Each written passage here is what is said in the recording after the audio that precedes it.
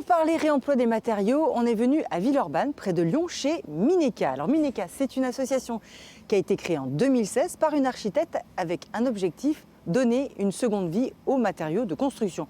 Vous allez voir ici, on trouve de tout, des sanitaires, mais aussi par exemple ces tomates qui viennent du vieux Lyon. Tout ça est vendu à des prix assez compétitifs, vous allez voir, c'est une vraie mine d'or. On va découvrir tout de suite comment ça fonctionne.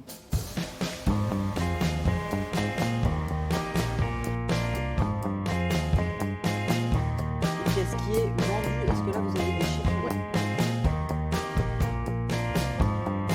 Alors Lou, expliquez-nous là tout ce qu'on voit dans cet entrepôt, les carrelages, les sols, le bois, tout ça, d'où est-ce que ça vient? Alors ça vient essentiellement de chantiers de déconstruction, parce qu'on a un service de collecte qui nous permet d'aller récupérer les matériaux uniquement auprès des professionnels.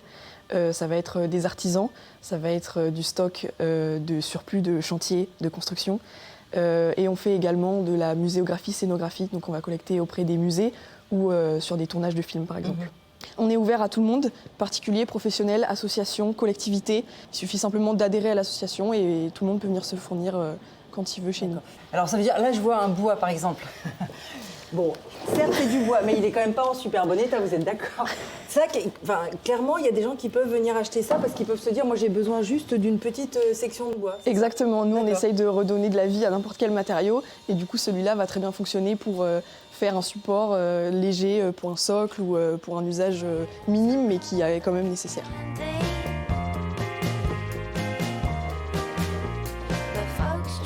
Oh puis chercher du lambris pour mettre dans mon entrée, bah voilà, je l'ai trouvé. Allez hop!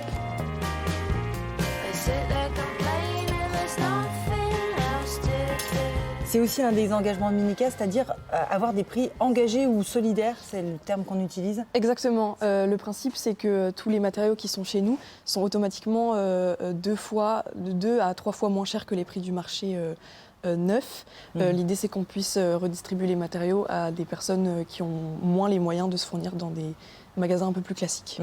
Une dernière question, Lou. Combien ça représente de déchets collectés et qui ne sont pas partis dans une décharge, qui n'ont pas été incinérés? Alors chez nous, on est entre 120 et 130 tonnes à l'année collectées. Voilà. En sachant que depuis la création de Mineka et depuis le début des collectes, donc autour des années 2020-2021, ça fait presque 700 tonnes de matériaux collectés. Voilà. D'accord. Alors moi maintenant je vais vous emmener dans une autre matériothèque. Vous allez voir, on va passer, là on est sur quelque chose d'énorme, on va passer sur un format beaucoup plus petit, mais on va continuer à parler de réemploi.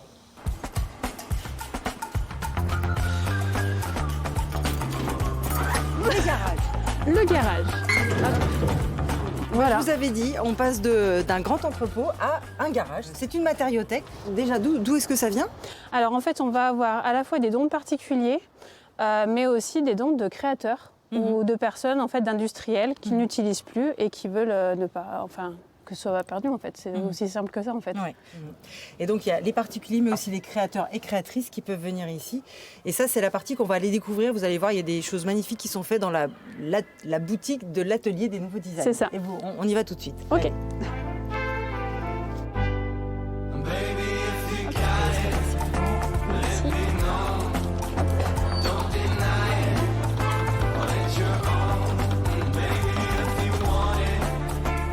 La boutique, c'est vraiment le lieu en fait pour à la fois inspirer et à la fois faire connaître les acteurs. Donc là, on a un couple d'itinérants qui en fait se baladent et en fait récupèrent les plastiques qui traînent en fait dans la nature, les nettoient, les repressent et en fait créent des matériaux uniques. Alors en fait, les tuyaux d'irrigation, ça c'est pareil, on le sait, il y en a plein partout. Donc ils sont les grands tuyaux noirs qui traînent dans les champs. En fait, la créatrice va les récupérer, les nettoyer et du coup les aplatir et enfin les tisser.